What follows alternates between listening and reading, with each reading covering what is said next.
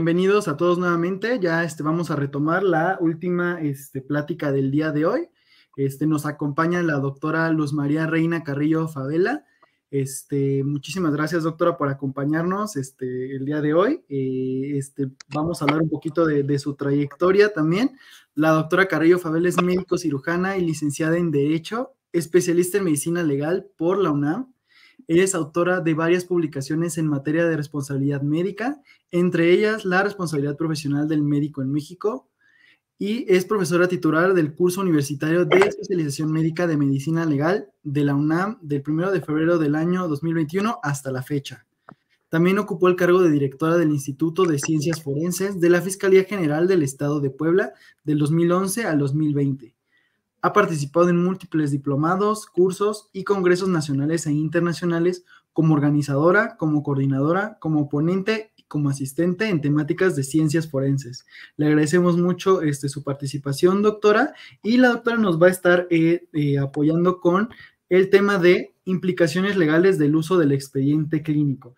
Entonces, pues nuevamente, doctora, bienvenida. Le cedo la palabra para que podamos dar inicio a esta plática. Gracias.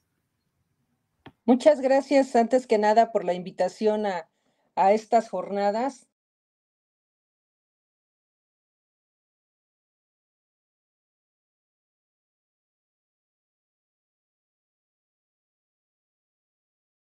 A la doctora Lilia Monroy por haberme invitado, a las personas que están atrás también, la doctora Larcón en el área de capacitación, y a las personas que están atrás de toda la organización de este tipo de cursos, que la verdad yo, además de agradecerles la invitación, los felicito porque no es fácil que en las instituciones se estén dando este tipo de cursos. Yo que me dedico a esto, tanto en el área pública como en el área privada, veo que hay mucha escasez de este tipo de información, y también veo que también hay poco interés por parte del personal por tomar este tipo de cursos parecería que son aburridos, pero que en el fondo nos va a ayudar muchísimo para elevar la calidad de la atención médica, el respeto de los derechos humanos de los pacientes, y también nos va a servir para protegernos a nosotros mismos de tener una queja, una demanda, una denuncia a nivel penal o laboral, o también en derechos humanos o civil también, porque también ahora ya está subiendo mucho el número de demandas por vía civil. Entonces, el tema que me toca el día de hoy son implicaciones legales del uso del expediente clínico, y así que yo les voy a pedir a todos ustedes, me imagino que ya todos ustedes tienen un cuadernito por allí, listo para tomar notas. Bueno, pues yo quisiera que ese cuadernito que tienen para tomar notas de este curso sea su expediente clínico personal. Yo hago una pregunta abierta que ustedes se tienen que contestar. ¿Cuántos de ustedes tienen un expediente clínico en su casa de ustedes, donde ustedes lleven toda su somatometría por lo menos anual, todo su checo por lo menos anual, los estudios, las veces que se han enfermado, los tratamientos que han tomado al año, y quién tiene un expediente clínico personal? Eso es una pregunta que yo les hago a ustedes y ustedes contéstenla, pero en este momento que empieza este curso, yo sí les voy a pedir atentamente que tengan un cuadernito por allí, y que ese cuadernito sea su propio expediente clínico que vamos a estar necesitando durante todo el curso, todo el transcurso de estas jornadas que tienen que ver con el expediente clínico y los derechos humanos. Entonces, ya teniendo nuestro cuadernito, pues vamos a pasar a la siguiente diapositiva, que es lo que vamos a ver el día de hoy. A su expediente clínico pónganle, por favor, su nombre y su edad, y la fecha de hoy. Entonces vamos a ver qué es lo que vamos a ver en el transcurso de estos 50 minutos. Pues vamos a ver cuáles son los usos del expediente clínico, cuál es el marco jurídico del expediente clínico, cuáles son los derechos del paciente que se mencionan o que se pueden recabar del expediente clínico, los derechos humanos qué son los derechos humanos, qué es el consentimiento informado, qué es la confidencialidad, cuáles son las notificaciones obligatorias y qué es responsabilidad profesional, todo con un enfoque en el expediente clínico y derechos humanos. Entonces, vamos a ver que los usos del expediente clínico, pues son varios, ¿no? Va a depender para qué lo quieran. Algunos, por ejemplo, la mayoría de los médicos ocupa el expediente clínico para checar, dijéramos, si fuera del 100%, el 90% es para checar, bueno, más bien debería de ser el 100%, pero lamentablemente no es el 100%. Vamos a ponerle ahí un 90% de los médicos que checan el expediente para ver la evolución de su paciente desde que ingresó hasta el momento en que le toca dar la consulta o ver la evolución del paciente, porque el expediente clínico se puede elaborar tanto en consultorio particular, como en una clínica familiar, como en un hospital de general, o quizá también un hospital, lo menos, porque es muy poquito los institutos que tenemos de tercer nivel, pero en todos los tipos de atención médica de primer, segundo y tercer nivel se realizan, se llevan y se elaboran y se confeccionan además los expedientes clínicos. Entonces, la mayoría, pues prácticamente todos se deben de revisar el expediente para ver en qué estado de salud se encontraba el paciente con anterioridad, para poder saber cuál va a ser lo que se le va a hacer a ese paciente que haga falta para la evolución, ¿no? Y para poder hacer diagnósticos y continuar un tratamiento y saber el pronóstico de ese paciente. Eso es el uso más importante que tiene un expediente clínico. Se puede resumir como decir que es la comunicación que existe entre los diferentes turnos que existen en un hospital, ¿no? Entonces es la forma en que se comunican. Entonces ahí podríamos poner que es la médico asistencial, pero hay otros médicos que utilizan los expedientes clínicos para hacer trabajos de investigación. Entonces ahí ya nada más es que el comité de investigación y de ética de su hospital pues les autorice el uso del expediente clínico para esa finalidad. Entonces, algunos porque quieren hacer trabajos de investigación o hacer sus tesis y entonces van a buscar al expediente clínico. Pero también tiene otro tipo de usos, como sería el administrativo. En general, todos los hospitales tienen comités y entre esos está el comité del expediente clínico, donde hace revisiones al azar de los expedientes clínicos y es entonces como hay sesiones porque les soy sincera, yo que tengo ya 33 años dedicándome a esto de la medicina legal, en esos 33 años yo jamás he visto al 100% un expediente clínico completo, como lo marca la norma oficial mexicana. Y eso lo van a ver ustedes porque pues no hay mucho interés, como que el doctor dice, ¿para qué pierdo el tiempo escribiendo? No sé qué piense, la verdad es que yo no he hecho un estudio para saber por qué los expedientes clínicos no están redactados como lo marca la norma oficial mexicana del expediente clínico, la 004. Entonces no podría yo decir por qué, pero lo que sí les puedo decir es que jamás en mi vida he visto un expediente clínico al 100% de integración como lo marca la norma oficial mexicana. Y si no, pues ya cada uno de ustedes haga un examen de conciencia y vea si todo el tiempo recabaron la información que se requería, tan solo para llenar una historia clínica, si se le tomó somatometría, se le toman signos vitales cuando pasan la visita y se redactan, yo no dudo que los tomen, pero pues no los anotan. Tampoco dudo que tomen la somatometría, pero no la anotan. No dudo porque a mí no me consta que no lo hicieron, pero pues lo que sí me consta es que no está escrito en el expediente clínico. Por eso es que me atrevo a decirles, sin temor a equivocarme, que del 100% de los expedientes clínicos que he tenido que revisar, ninguno está al 100% y espero que eso cambie con las jornadas del día de hoy, cuando menos por lo que corresponda a ustedes, porque pues habrá médicos que no les interese el tema y pues entonces van a continuar trabajando de la misma manera.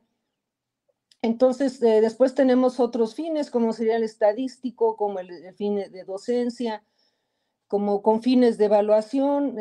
También tenemos el legal o jurídico, que es el que a nosotros nos importa, el legal o jurídico. Entonces, vamos a pasar al siguiente, de la siguiente diapositiva.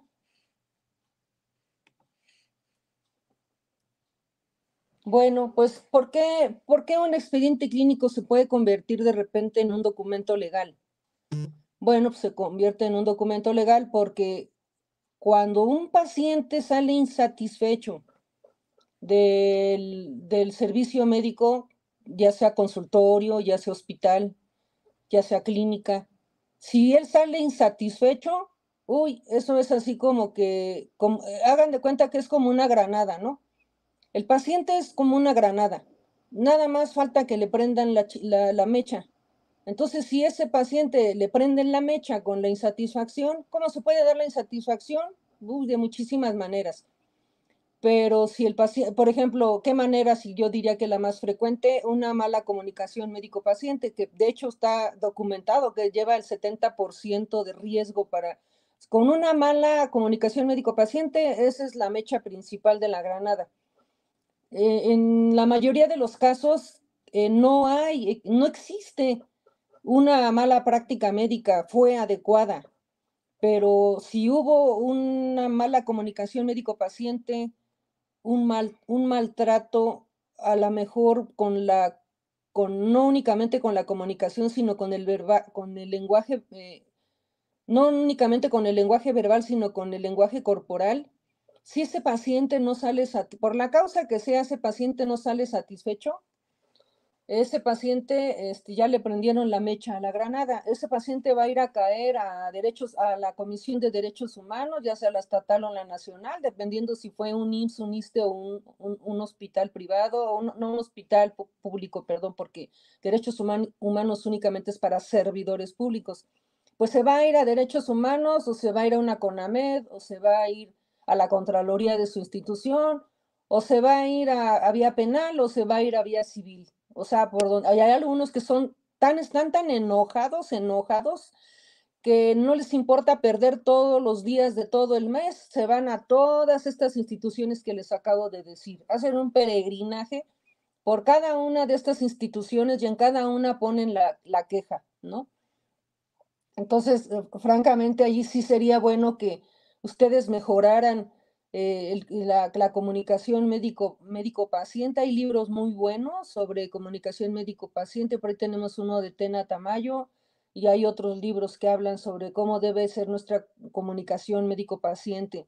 Para mejorar esa parte, a lo mejor nosotros no somos muy empáticos porque también cada persona tiene su manera de ser, pero lo que sí es que uno debe de mejorar y ser empático, aunque uno no esté de humor, a lo mejor uno es muy serio, pero uno tiene que ser empático con el paciente.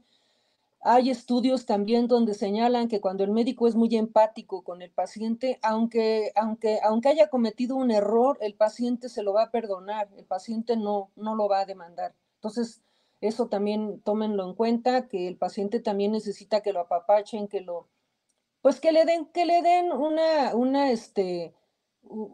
den siempre los informes, que le digan cómo está el paciente, que sean lo más sinceros y verdaderos posibles en cuanto al pronóstico, que le digan cuál es el diagnóstico, etcétera. O sea, que le digan qué están haciendo con su paciente, eso lo valora mucho un paciente, pero si nunca le dicen nada, y lo ignoran o no es que lo maltraten, pero pues con el lenguaje corporal uno puede decir muchas cosas y podría parecer un rechazo. Eso sí influye mucho para que el paciente pueda arremeter contra el médico. Por eso es que cuando un paciente sale insatisfecho, se va a cualquiera de estas vías y cuando toma cualquiera, en cualquiera nos van a pedir el expediente clínico. En cualquier vía nos van a pedir el expediente clínico. Entonces, por eso es que se convierte en legal. Y bueno, pues obviamente siempre va a pasar por las manos de especialistas en medicina legal, que son los que van a valorar si el expediente clínico cubre con todos los aspectos normativos y también con los aspectos la Lex Artis. Entonces, esto es para establecer si existe o no mala práctica médica, que como les comentaba, son 30% se puede establecer que hay mala práctica, pero de esa mala práctica no le toca al médico ni la tercera parte, porque en muchas ocasiones es por falta de recursos en el hospital, más por fallas de infraestructura, de insumos y de equipo que por conocimientos del médico, ¿no? Eso es lo que sucede. También es un aspecto legal porque es un elemento de la Lex Artis. Entonces, eso también, por eso también es ilegal. Siempre lo van a pedir y en él van a observar si el paciente tiene la razón, ¿no? O sea, a ver si es cierto que lo que el paciente dice, no, pues es que el médico dijo que me tenían que haber hecho una radiografía y nunca me la hicieron. Y siempre siempre te ponen la queja que es lo que no hizo el doctor. Entonces, lo que el especialista hace, pues es ir a checar si efectivamente lo que el paciente dice se aterriza, ¿no? Se objetiviza en el expediente clínico. Por eso aquí le pongo aquí que permite evaluar con objetividad el acto médico. Y en realidad lo único que estamos checando en el expediente es si se condujo conforme a la Lex Artis médica, si realmente basó sus diagnósticos en, medicina basada en evidencia, si se apegó a sus protocolos, a su manual de procedimientos, etcétera. Es entonces cuando se dice que se convierte en un documento legal. Posteriormente, en la siguiente diapositiva, vamos a ver el marco jurídico. Y en el marco jurídico, pues obviamente empezamos con la Constitución. Acuérdense que las normas, toda la normatividad jurídica es como una pirámide. Y en esa pirámide vamos a tener como base la Constitución, y ya de la Constitución, porque la Carta Magna, entonces ya de ahí ya nos vamos con leyes más pequeñas hasta llegar con las normas oficiales mexicanas. Entonces aquí tendríamos como muy importante la Constitución Política de los Estados Unidos en su artículo 4. Después también tendríamos la Declaración Universal de Derechos Humanos en el artículo 22, que declara el derecho a la protección de la salud, el derecho a la protección de la salud, no el derecho a la salud, el derecho a la protección de la salud, porque nadie está obligado a lo imposible. En primer lugar, el paciente es el que debe velar por su salud, y después, pues sí, el Estado tiene una de las obligaciones plasmada en la Carta Magna de proteger la salud de todos sus habitantes.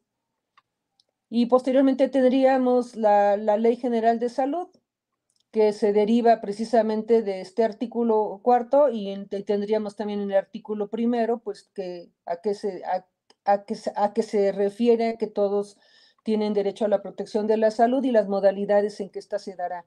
Pero también tenemos reglamentos muy importantes que es necesario que se conozcan y que estoy segura de que en todas estas jornadas se los van a estar mencionando, como son en materia del reglamento de la Ley General de Salud en materia de prestación de servicios de atención médica, en materia de investigación para la salud, en materia de control sanitario de la disposición de órganos, tejidos y cadáveres de seres humanos, en materia de control sanitario de actividades, establecimientos, productos y servicios, y también en materia de insumos para la salud. Estos son como que los reglamentos básicos que todo médico debe de conocer, y aunque el médico, yo estoy consciente que el médico no estudió para ser abogado, porque sí, en efecto, los doctores se enojan mucho porque a ningún doctor le gusta ir a los juzgados, a ninguno. Por eso es muy difícil, son muy poquitos los que estudian medicina legal, son muy poquitos los que estudian, porque en realidad a los médicos no les gustan todas las funciones que hace un abogado, y pues realmente es que sí.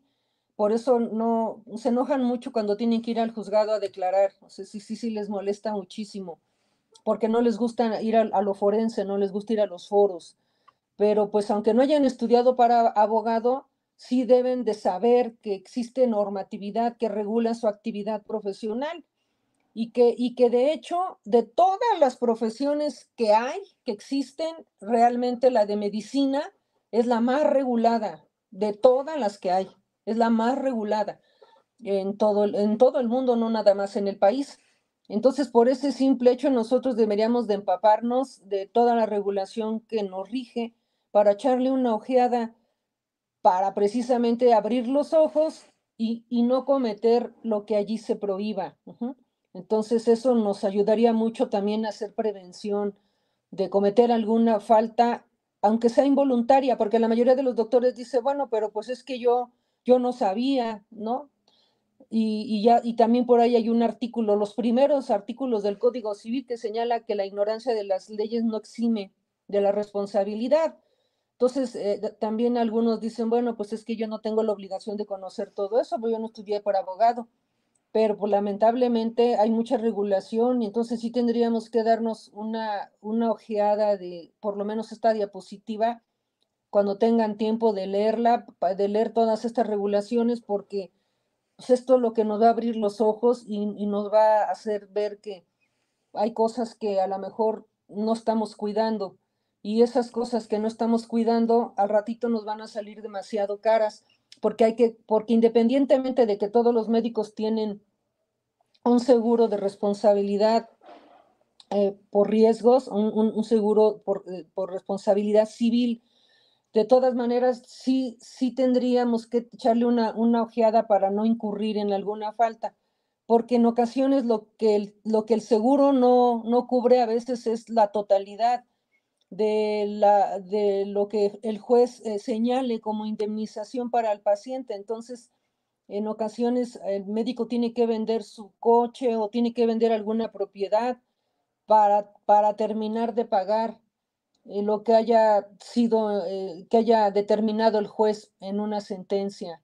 Y las sentencias más chiquitas que yo conozco, pues son como de 800,000 y las más altas que me ha tocado ver son como de 8 millones para médicos.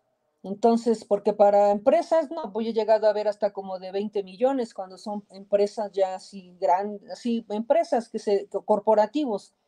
Entonces sí sería bueno echarle una ojeada porque a veces uno puede pensar que a uno nunca le va a pasar, pero lamentablemente te quita toda la paz. O sea, los doctores que tienen un problema probablemente no lo dicen, se quedan callados, pero se enferman. Me ha tocado ver, se enferman, le gastan mucho dinero para poder, ahora sí que a poder abarcar todo lo que implica una demanda, y más si es una demanda civil, y todo el tiempo que los distraen de sus actividades para estar yendo a los juzgados. O sea, realmente es mejor prevenir, es mejor dedicarle un tiempo al paciente para darle información, es mejor leer toda la regulación a estar perdiendo, y de verdad se los digo, conozco un doctor que hasta se fue a otro país a vivir porque le tocó vivir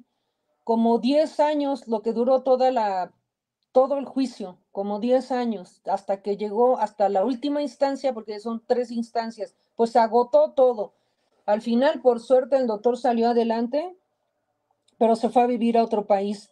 Y su caso duró estar yendo a los juzgados más de 10 años, como 10 años, poquito más. Entonces, pareciera ser que uno va a perder el tiempo en este tipo de cursos o estar leyendo la regulación, pero en verdad te puedes ahorrar esos 10 años y perder, la verdad, todo tu patrimonio. Entonces, pues vale la pena que estén en este tipo de cursos. La siguiente, por favor. Bueno, esta es la diapositiva de la que les comentaba, que lo mínimo que deben ustedes de conocer. Por ahí si le pueden tomar una captura de pantalla, porque es lo que acabo de mencionar. Obviamente no me voy a dedicar a decir qué es cada una, porque no es el objetivo de la plática. De hecho, pues lo van a ver durante el curso. La siguiente diapositiva. En la siguiente vamos a ver lo que es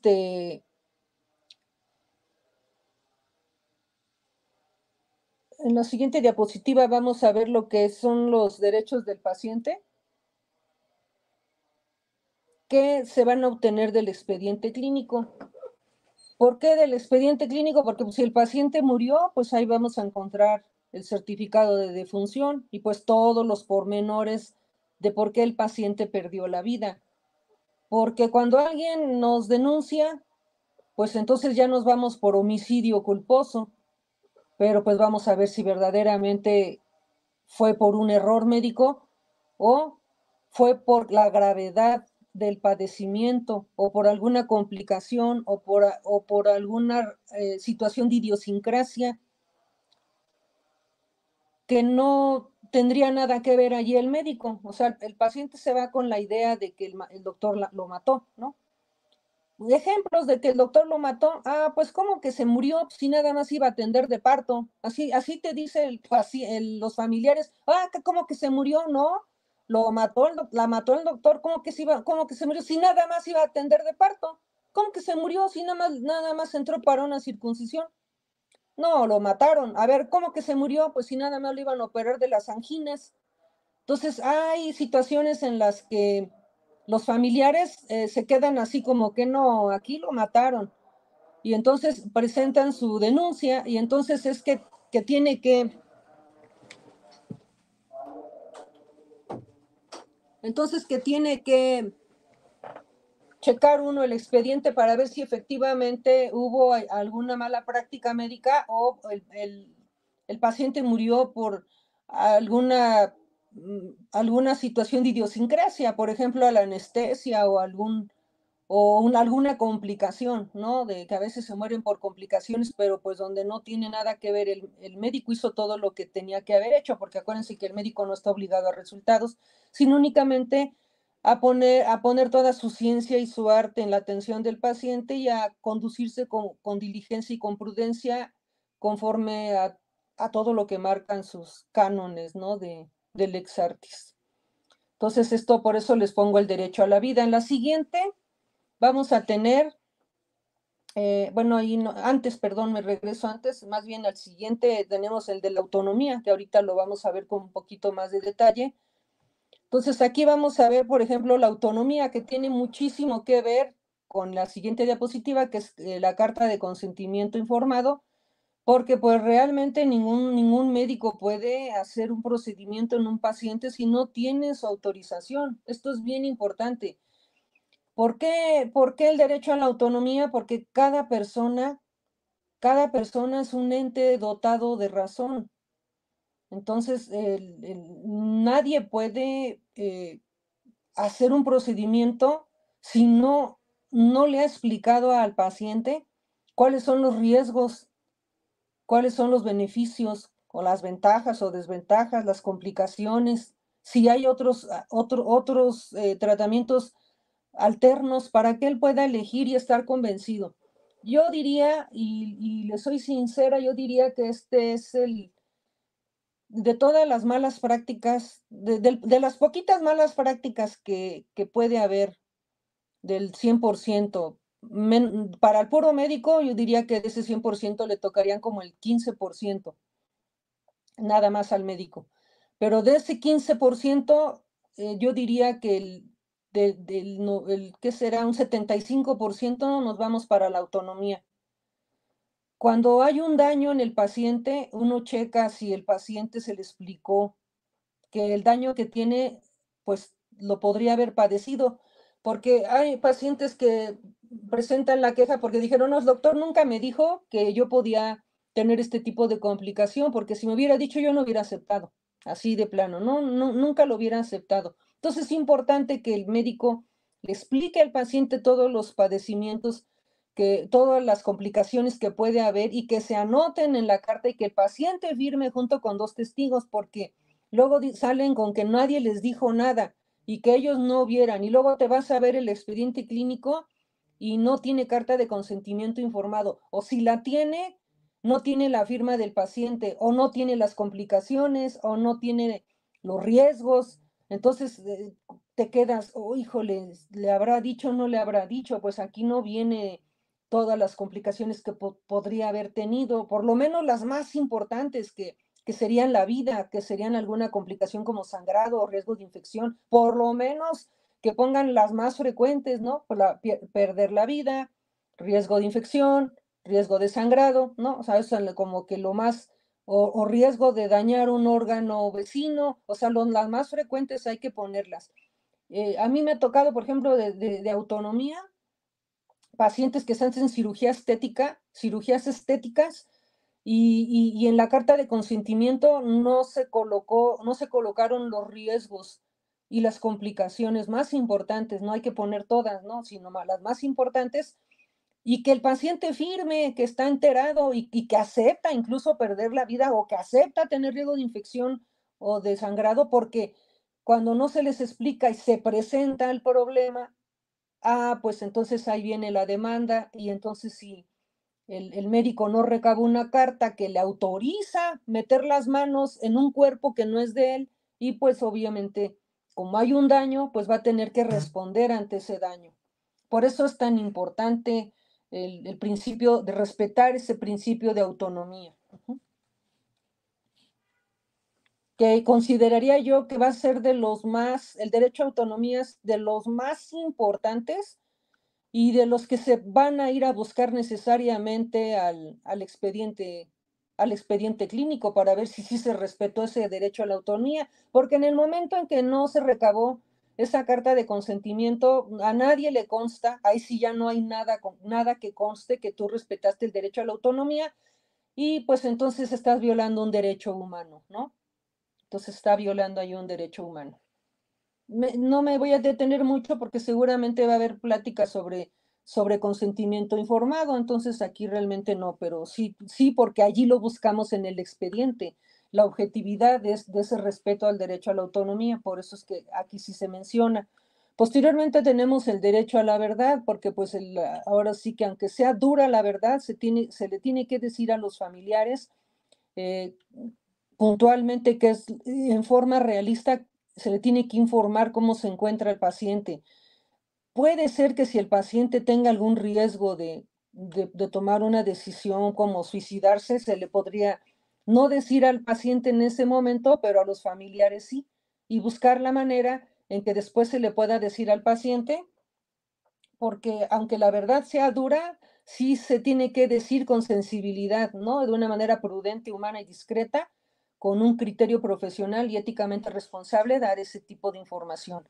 Posteriormente, también el derecho a la confidencialidad, que en este derecho, pues obviamente nadie puede andar ventilando un expediente clínico, ¿no? O sea, francamente un expediente clínico no se puede andar dando a la ligera a cualquier persona. Ni siquiera se le puede dar ese expediente clínico al paciente. Si el paciente requiere el expediente clínico, lo tendrá que solicitar por las vías conducentes, como podría ser una autoridad administrativa, llámese CONAMED, o solicitarlo al juez cuando él ya demandó, decirle al juez que se recabe el expediente clínico por su conducto. El hospital a lo más que está obligado y el médico a lo más que está obligado, si es un consultorio particular, es a darle un informe médico. A eso sí está obligado a darle un informe médico, pues en donde se recabe toda la información relacionada con el tratamiento que se le dio a ese paciente. En eso versa lo que es el derecho a la confidencialidad, porque se debe de tener un secreto profesional. También se tiene el derecho a la libertad, porque pues hay algunos pacientes que se quejan porque no los dejan salir hasta que no paguen las deudas por los servicios de atención médica, ¿no? Que se le prestaron. Pues no es que no se puede hacer eso, no se le puede, ahí sí te podrían tener un problema porque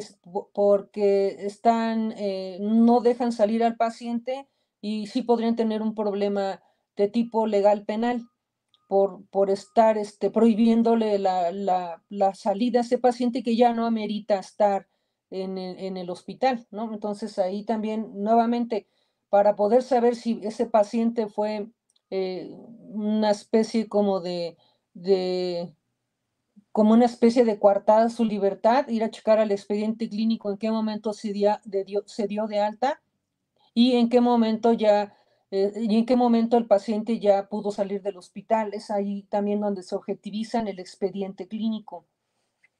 Pero también tenemos otro que es el derecho a la mejor calidad de atención médica y hospitalaria, donde también en el expediente clínico es a donde se objetiviza si se siguieron todos los protocolos de seguridad y de calidad en la atención de ese paciente. Entonces también ahí se puede observar que se cayó vamos a suponer que se cayó de la camilla. Ah, bueno, era un paciente neurológico, ¿por qué no tenía barandales?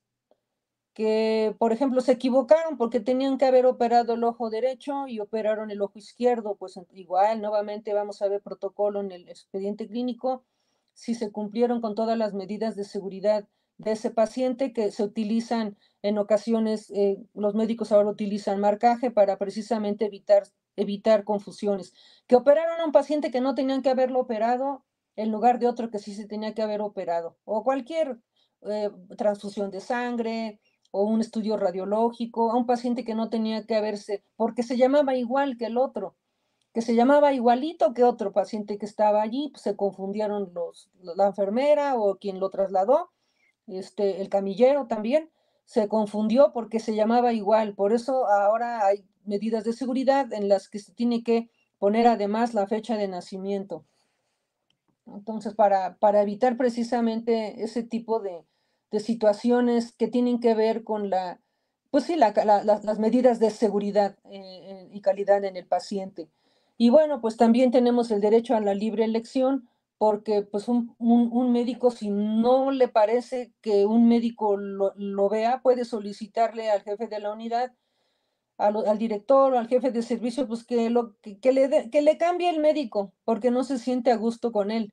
Y también tiene derecho a pedir una segunda opinión de otro médico, y ningún médico deberá de molestarse porque eso suceda. No deberá molestarse porque es un derecho del paciente.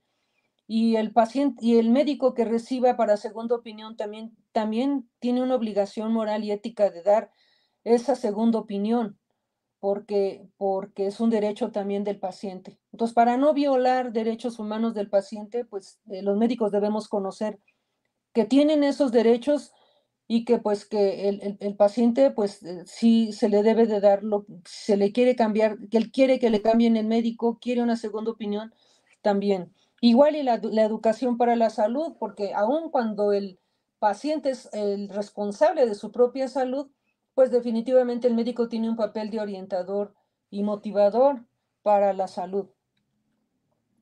Y bueno, pues obviamente el trato digno del paciente, porque pues sí tenemos que saber que es una persona, que se le debe de reconocer esa dignidad como persona, que lo tiene cualquier sujeto humano por el simple hecho de ser una persona humana.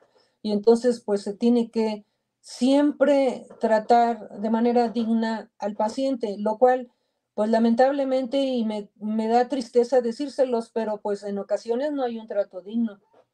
Entonces, si vamos a suponer que es una persona que viene por violencia, pues sí, pues tú te lo buscaste, pues mira, vienes de minifalda. O si una persona que quiere procurarse el aborto, pues sí, pero qué bien estabas puesta para estar engendrando el niño. Para no ser en otras palabras como lo dicen, porque es como mucha falta de respeto, pero te lo dicen de otra manera. Entonces, realmente uno no debe de involucrarse y herir esos sentimientos de esa persona, porque pues uno no sabe en qué circunstancias estaba para cuando eso habrá sucedido.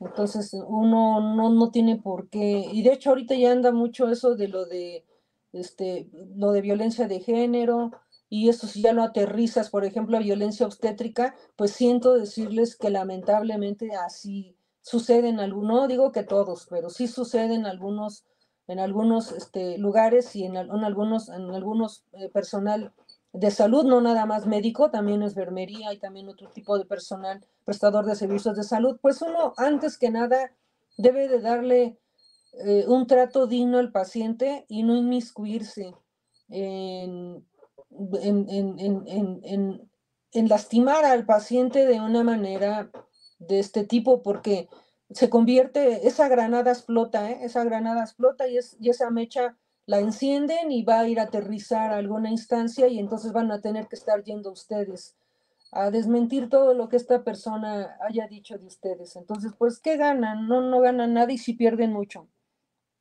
Posteriormente tenemos lo que es la siguiente diapositiva, por favor. Ah, bueno, ahí mismo tenemos, perdón, me regreso, ahí abajito tenemos derechos humanos, que lo metí allí porque está muy pequeñito. Los derechos humanos, de acuerdo al concepto de la ONU, son los derechos de la dignidad humana. son irrenunciables, son imprescindibles y son universales. Ahora sí nos vamos para la siguiente diapositiva. Como les comentaba, pues tenemos el consentimiento informado que se deriva del derecho a la autonomía, así como por decir, hagan de cuenta que tenemos derechos humanos, ¿no? Plasmados en el expediente clínico. Entonces tenemos el derecho a la autonomía, le ponemos una rayita y tenemos el consentimiento informado. ¿Y cómo se objetiviza? Con la carta de consentimiento bajo información. ¿Y qué regulación lo señala? El artículo 51 bis 1 de la Ley General de Salud, que aquí pues no me detengo porque pues eso lo van a ver más adelante. La siguiente, por favor. También tiene que ver el artículo, aparte del artículo 51 bis 1, también tiene que ver el artículo 51 bis 2, que hace también referencia a lo que se refiere al consentimiento informado. Nos vamos a la siguiente diapositiva y tenemos lo que es la confidencialidad, que ya lo explicamos anteriormente, ¿no? Relacionada al secreto médico. Posteriormente tenemos en la siguiente diapositiva, y aquí ya nos vamos a la diapositiva 10. A la siguiente nos vamos ya con las notificaciones obligatorias, porque esas notificaciones obligatorias también se tienen que plasmar en el expediente clínico. En el expediente clínico nosotros plasmamos si se dio notificación al Ministerio Público, que el médico pues capta, ¿no? Capta si es un asunto de violencia, pues activa el mecanismo que tiene cada hospital para poder hacer notificaciones al Ministerio Público o a la Secretaría de Salud cuando son enfermedades que se tienen que notificar obligatoriamente por la razón de que son causan epidemia. Entonces, en ese sentido, pues aquí tenemos el artículo 136 de la Ley General de Salud que nos señala en cuáles son las notificaciones obligatorias que se tienen que dar. Probablemente ustedes como médicos le den la notificación al jefe del servicio y el jefe de servicio a su vez a la directora del hospital para que por su conducto como ser responsable del establecimiento médico pueda dar por la vía que indique su protocolo las notificaciones a la Secretaría de Salud. La siguiente, por favor. En la siguiente, también continuamos con las enfermedades que se tienen que notificar, porque tenemos varias, aquí tenemos cuatro rubros y en el 137 también nos señala cuando se trate de enfermedades transmisibles y la del 138 cuando sea por casos de, aquí por ejemplo, tenemos todas las circunstancias ordinarias o accidentales, tenga conocimiento de alguno de los casos de enfermedades a que se refiere esta ley, o sea, no únicamente para los establecimientos médicos, sino ya vendrían todo tipo de oficinas, fábricas, talleres, del 138. Y en el siguiente tenemos el artículo 18 y 19, pero 18 y 19 es del reglamento de la Ley General de Salud en materia de prestación de servicios de atención médica, y en estos ya corresponde en el 19 específicamente a lo que les comentaba, a los que son de notificación porque son hechos que vienen provenientes de violencia. La siguiente, por favor. Aquí en el quinto, estamos viendo en la fracción quinta que se tiene que dar la notificación al Ministerio Público y demás autoridades competentes cuando se trate de personas con lesiones o signos que presumiblemente se encuentren vinculadas a la comisión de hechos ilícitos. Y aquí les quiero mencionar que esta vendría relacionada con la norma 046, que nos habla de todo lo relacionado con la violencia contra cualquier persona, ya sea y cualquier edad también, sean hombres o mujeres, pero que también incluyen a las mujeres y también incluye a todas las que sea proveniente de violencia sexual.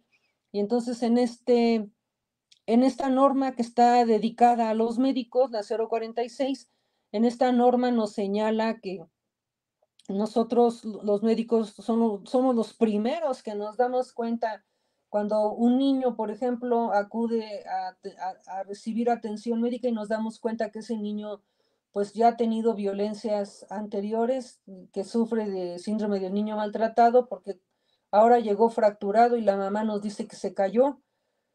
Y cuando se toman radiografías se ve que ya tiene callos óseos de otros huesos del cuerpo, pero que además tiene quimosis, además tiene cicatrices por heridas, por otras heridas. Entonces ahí es cuando se notifica, porque si nosotros no notificamos porque no queremos meternos en problemas, porque no queremos que nos manden a llamar, pues también somos copartícipes de alguna manera para que ese niño posteriormente ya no llegue ni al hospital, ya se vaya directamente al CEMEFO. Y que a lo mejor nosotros pudimos haberlo prevenido, porque ese niño pues obviamente no puede seguir en el mismo lugar donde se le está originando toda la violencia. Esos niños se tienen que ir a otro lugar, se pueden ir al DIF y luego ya poner en donación, porque esos niños van a terminar muy mal, imagínense. Y luego son niños que si sobreviven, pues van a ser los niños que en un futuro pues son como el semillero para que haya, pues sí, personas que cometen mucho daño en la sociedad porque se quedan muy resentidos, porque nadie hizo nada por ellos, porque toda la sociedad se hizo de la vista gorda y nadie hizo nada por ellos y quedan muy resentidos. Entonces, nosotros tenemos que cumplir con dar notificación y si nos mandan a llamar tendremos que ir a decir que sí, que en efecto ese niño pues ya tiene violencia con anterioridad por todo lo que les acabo de mencionar. Igual si llegan mujeres golpeadas, pues también referirlas al psicólogo del hospital para que pueda darle el apoyo que requiere si es que desean tablar una denuncia, porque también son personas que van a llegar posteriormente, pero ya terapia intensiva o ya directo al CEMEFO, lo que nosotros conocemos como feminicidios. Entonces el médico tiene mucho que ver para poderlo detectar y realmente es el primero en la línea en detectarlo. Y ya si no lo anota en el expediente clínico y no da avisos, si por mala suerte esa paciente van a pedir, en un feminicidio van a pedir el expediente clínico al hospital y si se dan cuenta que el doctor no hizo nada y no notificó, pues el doctor se va a meter en un problema porque de alguna manera fue copartícipe de ese feminicidio. Entonces, sí les quiero comentar esto porque cada vez la gente más se entera y cada vez es más frecuente ver este tipo de situaciones desfavorables para el médico porque no le costaba nada notificar. La siguiente, por favor. En la siguiente tenemos el artículo 92, pues que también tiene que ver con lo de todo lo que se tiene que notificar al Ministerio Público en casos de muerte violenta, ya no que te llegue un paciente que tiene lesiones, ¿no? Sino que también ya el paciente ya haya muerto por una muerte violenta.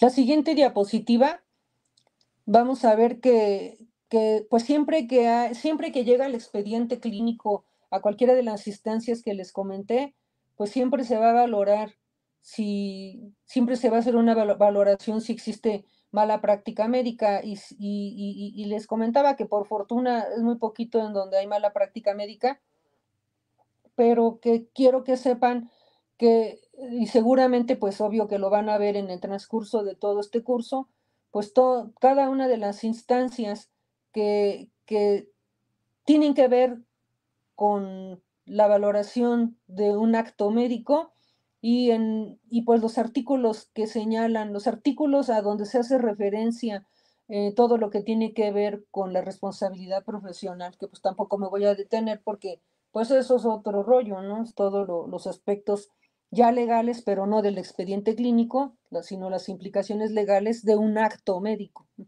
que obvio se van a ir a referir al expediente clínico. Y como les comentaba, ustedes tienen su expediente clínico ahorita. Y ese expediente clínico que ahorita le pusieron su nombre, que es suyo y que va a ser para este curso, Entonces, ¿cuánto tiempo les gustaría guardar ese expediente clínico? Pues un expediente clínico considero yo que se debe guardar toda la vida, porque uno nunca sabe, por decir, que uno ya tenga 80 años, pues tener el expediente clínico de toda la vida, pero por fortuna las instituciones nada más se les exige que lo conserven 5 años desde la última vez que se utilizó. Pero yo considero que un expediente clínico se tendría que conservar para toda la vida, más si es el de uno, ¿no? Entonces ya ahorita por este caminito que se vio en estos 50 minutos, todo el caminito que lleva un expediente clínico, yo espero que el expediente clínico de ustedes eh, haya vislumbrado todo el camino que le espera a ese expediente clínico, y yo espero que su expediente clínico no lo tengan tachón, no lo tachen. Entonces, no tachen porque se ve feo. Y precisamente porque se ve feo, no deben tachar el expediente clínico. Pues ya si la regaron porque pusieron un comentario que no tenían que haber puesto, pues ya no lo vuelvan a hacer nunca.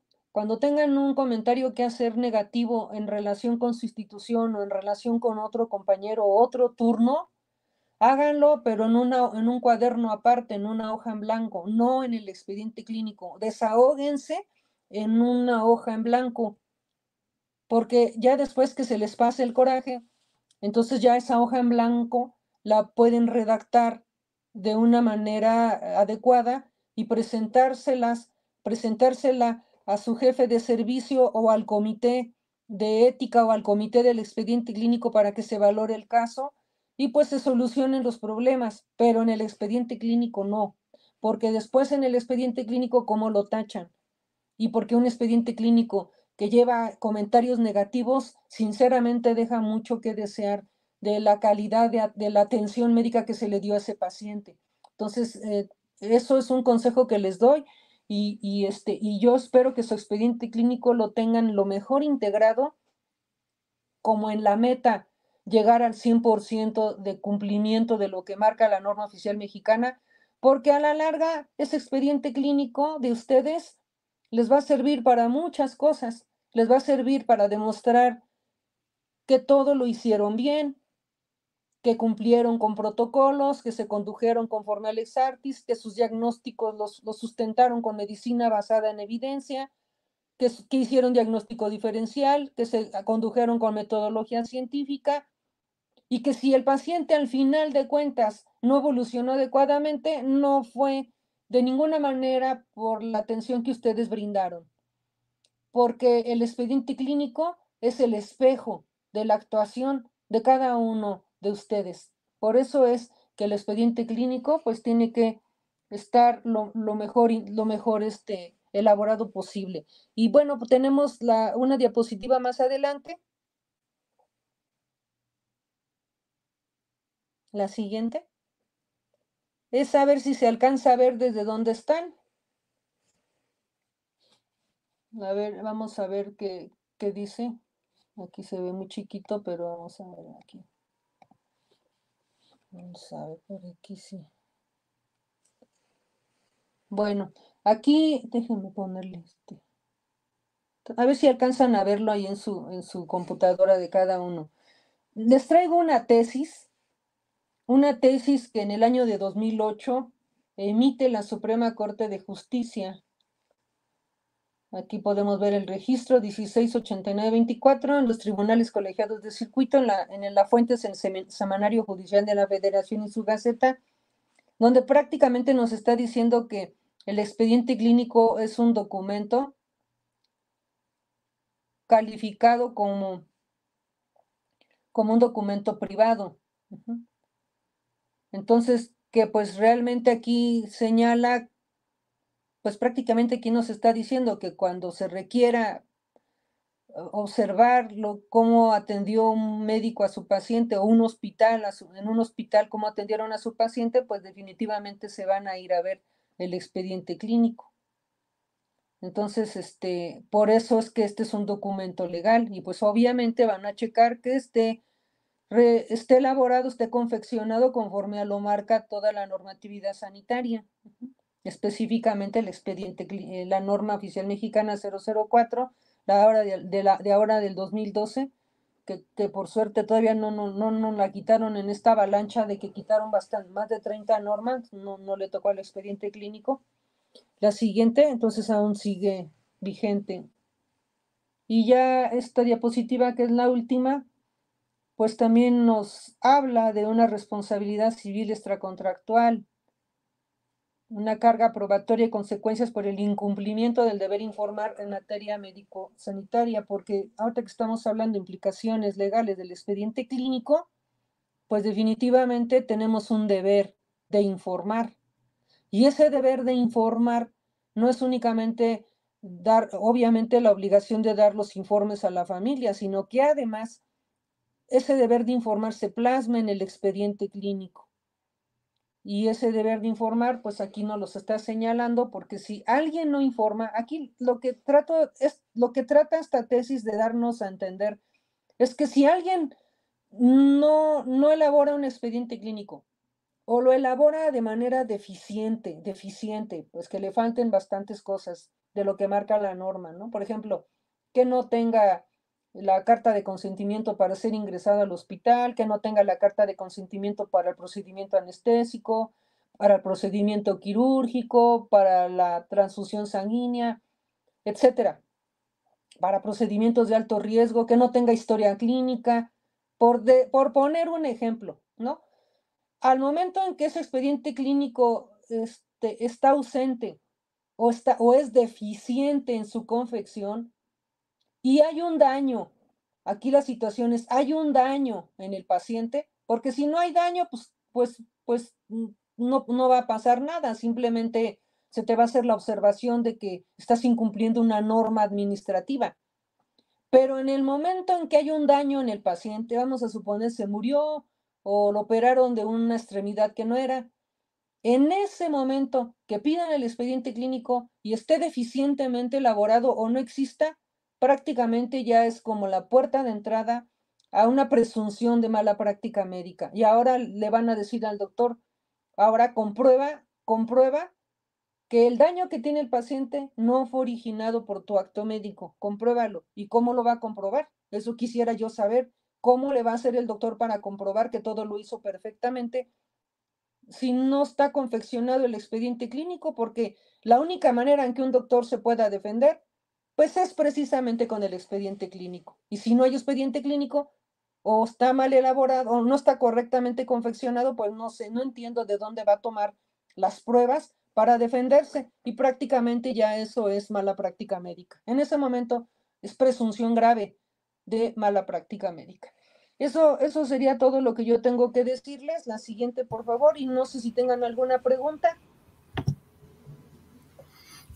Perfecto, doctora, muchísimas gracias. Si quiere damos unos minutitos ya para preguntas, muy rápidamente, a ver una pregunta o dos, si es que hay, y si no, ya terminaríamos con la plática. Vamos a ver si aquí en los comentarios sale una pregunta. Bueno, antes que nada, pues muchas gracias, doctora, igual por esta plática tan interesante. Le agradecemos mucho su participación. No, pues al contrario, ojalá que les haya sido de utilidad y por favor tengan ese expediente clínico por allí para todas estas jornadas que va a haber. Perfecto. Bueno, creo que no hay preguntas, doctora, por esta ocasión. Entonces, pues nuevamente le agradecemos mucho su participación. Le agradecemos a todos, pues, nuestros ponentes anteriores que nos apoyaron el día de hoy, y pues también a todos ustedes que se conectaron y pues nos acompañaron en este segundo día de las jornadas de capacitación de expediente clínico con enfoque en derechos humanos. Nos veríamos entonces el día de mañana nuevamente para continuar con estas pláticas. Pues bueno, muchísimas gracias a todos, muchísimas gracias, doctora, y pues que tengan excelente tarde todos. Buena tarde, hasta luego. Hasta luego.